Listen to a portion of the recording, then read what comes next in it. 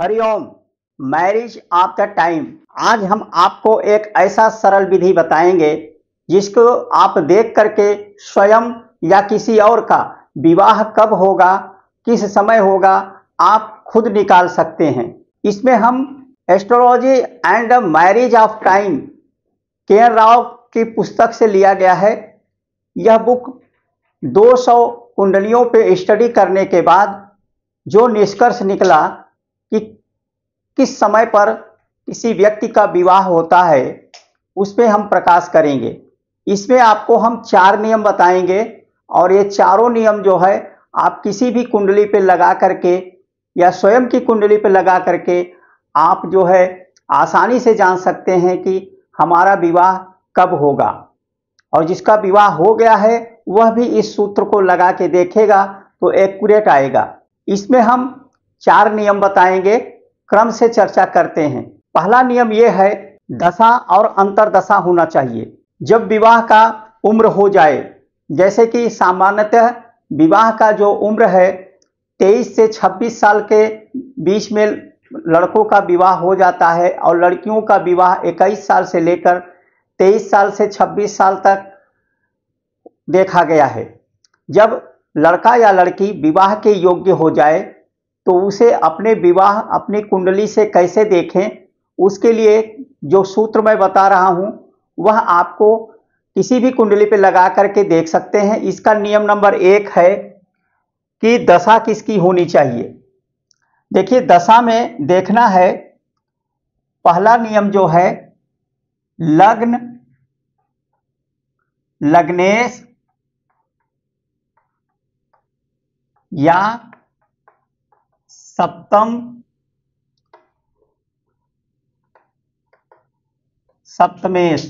लग्नेश किसको कहते हैं, लग्न किसको कहते हैं? जैसे यहां पे लग्न बना है, लग्न कुंडली में लग्न कन्या, कन्या है तो कन्या के स्वामी बुध होंगे तो बुध या बुध जहां पे बैठा है, बुध यहां पे बैठा है तो बुध इसके स्वामी के दशा अंतरदशा में लग्न या लग्नेश।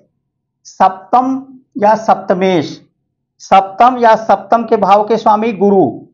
ठीक है, कोई ग्रह यहां बैठा है तो इसकी दशा अंतरदशा में होगा, या इसके साथ में जो ग्रह बैठे हैं इसकी दशा अंतरदशा में जातक का विवाह होगा।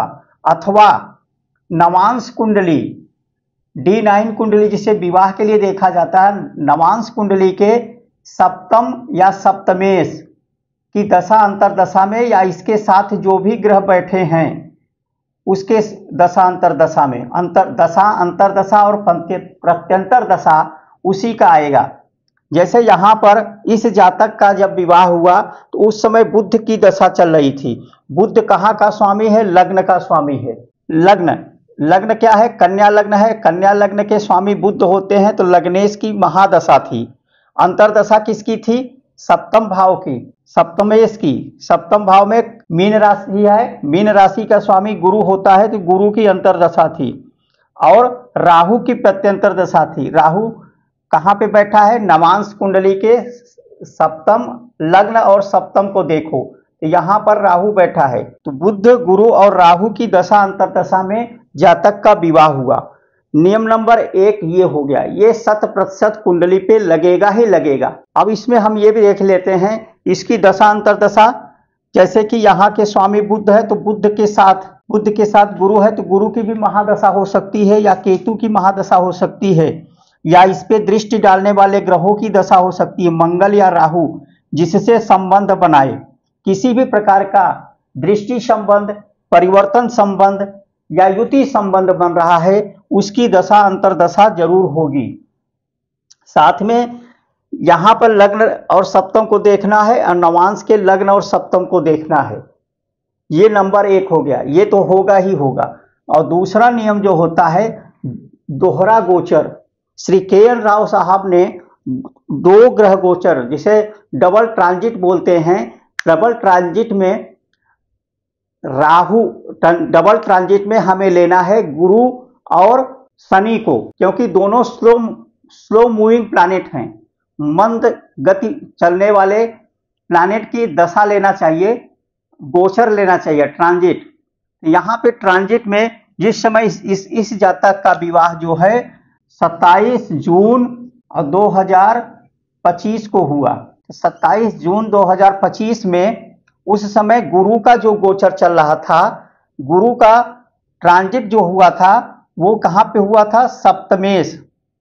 किस पे हुआ था? लग्नेश के ऊपर से। यहाँ पे गुरु ट्रांजिट किया था, गुरु टी लिख दिया मतलब ट्रांजिट। और शनि का जो गोचर था कहाँ पे है इस समय? शनि 29 अप्रैल के बाद शनि यहाँ पे आ गया। 29 अप्रैल 2025 में शनि यहाँ ट्रांजिट कर लिया था। तो शनि और गुरु की भी कृपा होनी चाहिए। तो यहाँ पर शनि ट्रांजिट किस पे कर रहा है? 7वें भाव पे कर रहा है, 7th हाउस पे। 7वें भाव से विवाह का विचार करते हैं। और शनि की दृष्टि, शनि का गोचर जो है सप्तम या सप्तम भाव के ऊपर होना चाहिए, लग्न या लग्न के होना चाहिए, या लग्नेश के ऊपर। तो यहाँ सप्तम भाव के ऊपर से शनि गोचर कर रहा था और गुरु यहाँ ट्रांजिट किया हुआ था, यहाँ गोचर कर रहा था किसके ऊपर? सप्तमेश के ऊपर, 7वें भाव का स्वामी ये जुपिटर, और लग्नेश के ऊपर भी गोचर कर रहा था। तो इस समय जो है इस जातक का, इस व्यक्ति का विवाह हुआ।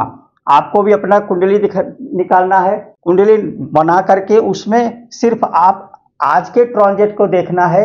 इस समय हमारा ट्रांजिट कहाँ चल रहा है? गुरु बृहस्पति की दृष्टि जरूर होनी चाहिए। जब गुरु बृहस्पति की सप्तम या सप्तमेश या लग्नेश पे होगा उस समय विवाह का योग बनेगा। जैसा हम सभी जानते हैं कि शनि की 3 दृष्टियां होती हैं। पहला वो अपने भाव पे रखता है, दूसरा जो है उसकी दृष्टि 3rd हाउस पे होता है, और तीसरा जो होता है वो 7वें भाव पे और 10वें भाव पे।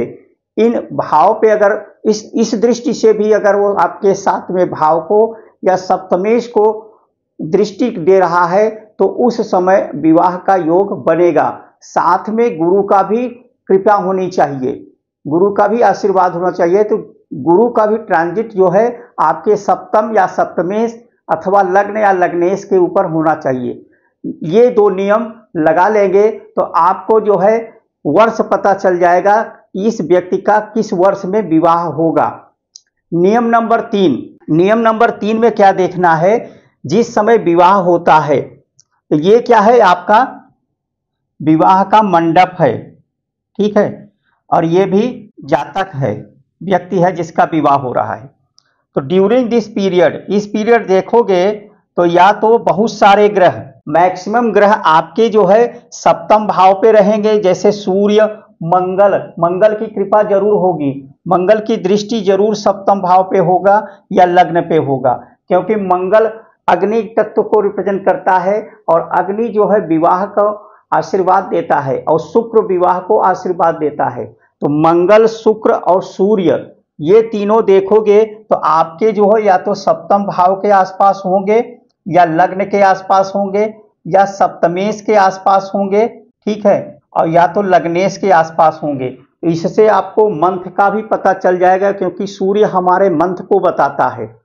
और शुक्र जो भगवान शुक्राचार्य की कृपा से, भगवान शुक्र, जब तक शुक्रोदय नहीं होता, जब तक शुक्र का उदय नहीं होता, जब शुक्र अस्त हो जाता है तो विवाह नहीं होता है। पारिजात यानी कि जो भी विवाह किया जाता है, विवाह के समय शुक्र का उदय होना जरूरी है। इसलिए देखेंगे तो आपके विवाह के समय यानी कि 7वें भाव या लग्न के ऊपर या सप्तमेश या लग्नेश के आसपास बहुत सारे ग्रह उस समय गोचर में रहेंगे।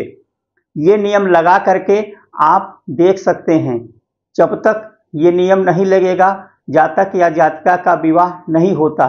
धन्यवाद।